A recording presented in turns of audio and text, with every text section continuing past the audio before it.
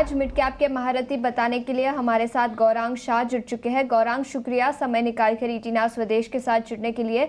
बताएं, मीडियम से long term के लिहाज से कौन सा स्टॉक फंडामेंटली आपको अच्छा लगता है? तो बहुत बहुत धन्यवाद मंच पर आमंत्रित करने के लिए। विकल्प के रूप में हमने वित्तीय क्षेत्र की basically gold loan finance company है, काफी समय से लिस्टेड, और आंकड़ों को लेकर के काफी बेहतरीन आंकड़े, जिस प्रकार से गोल्ड लोन्स डिसबर्समेंट किए हैं और जिस प्रकार के सोने के दाम है और आने वाले भविष्य में होंगे। मुथूट फाइनेंस लिमिटेड का हमने चयन किया है। मौजूदा स्तर करीबन 1930 के आसपास। लंबी अवधि के लिए एक साधारण सा लक्ष्य हम करीबन 2150 का लेकर के चल रहे हैं। ये मैं बुनियादी तर्क के आधार पर लंबी अवधि के लिए बात कर रहा हूं। तो आपके पास अनिवार्य समय सीमा जो है वो कम से कम साल, 1.5 साल, 2 साल होनी चाहिए, और अगर नतीजे बेहतर आए तो इस लक्ष्यांक में परिवर्तन होगा। बिल्कुल, तो मुथूट फाइनेंस पर 1 साल की अवधि से खरीदारी की राय दे रहे हैं गौरांग। 2150 तक के लक्ष्य दिखाई दे सकते हैं, ऐसा उनका मानना है। लेकिन कुणाल, इसके साथ साथ बता दीजिए कि आपके पिक्स भी क्या है आज के? आई थिंक फर्स्ट है आईटी स्पेस में से आईटी काफी स्ट्रांग है। ब्रॉडर स्ट्रक्चर भी देखें निफ्टी आईटी इंडेक्स का तो heart of high bottoms intact है। यहाँ पे मेरा पिक रहेगा विप्रो। विप्रो आप देखोगे कि स्टॉक ने एक ब्रेकआउट दिया है डेली चार्ट के ऊपर, plus longer term time frame पे भी एक पैरेलल अप ट्रेंड में चल रहा है।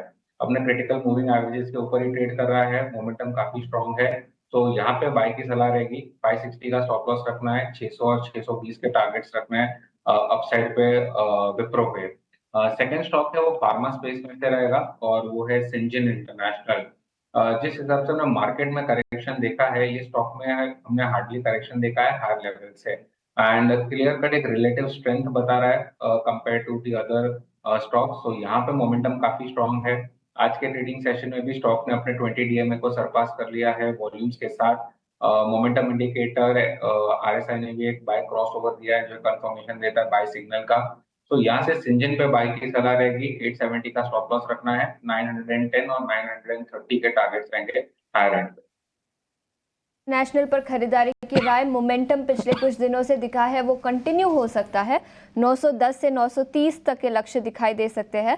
और इसी के साथ विप्रो पर भी खरीदारी की राय, 600 से 620 तक के टारगेट कुणाल ने दिए हैं। इनमें से ही कुछ स्टॉक्स पर नजर डालेंगे। हमने 3 विंडो सेगमेंट के जरिए 2 स्टॉक्स पर नजर डाली थी। रेलवे एंसिलरी बिजनेसेस जहां पर अच्छी एक्शन दिखी है ऑर्डर विंस के दम पर। एक है राइट्स, 10% की तेजी के साथ कारोबार, जहां पर रूरल रेलवे इलेक्ट्रिफिकेशन के लिए 530 करोड़ के ऑर्डर्स मिले हैं। और इसी के साथ आरवीएनएल 7% की तेजी, यहां पर ईस्टर्न रेलवे से करीब 840 करोड़ के नए ऑर्डर्स मिले हैं। तो दोनों ही स्टॉक्स में ऑर्डर विंस के दम पर आज एक्शन दिखा है। कुणाल, क्या राय होगी आपकी इन दोनों ही रेलवे स्टॉक्स पर? आई थिंक रेलवेज ने हमने देखा है कि मोमेंटम वापस आता है। हमने एक बहुत बड़ा करेक्शन देखा है हायर लेवल से। सो और भी बेस बनाना बाकी है। आई थिंक ये एक फर्स्ट मूव हमने देखा है, बट ये कितना सस्टेन होता है, टिकता है करंट लेवल्स पे, वो देखना बहुत जरूरी रहेगा। तो मुझे लग रहा है ब्रॉड कंसोलिडेशन का फेज रहेगा अगले 1 से 2 हफ्ते के लिए पूरे रेलवे स्पेस में। I think with in this consolidation phase एक बाय ऑन डिप का अप्रोच रखना चाहिए। तो अगर डिप मिलते हैं उसको यूटिलाइज करिए रेलवे सेक्टर में बाय करने के लिए। ये थोड़ा फॉरवर्ड लुकिंग है क्योंकि फरवरी में बजट भी आएगा, तो उसकी भी बिल्टअप होना स्टार्ट हो जाएगी। सो आई थिंक आपको ये नेक्स्ट 1-2 हफ्ते एक अच्छा अपॉर्चुनिटी मिल जाएगा कि वो स्टॉक्स को अक्यूमुलेट करने का, रादर देन वन गो में आप सब कुछ एक साथ डाल दीजिए।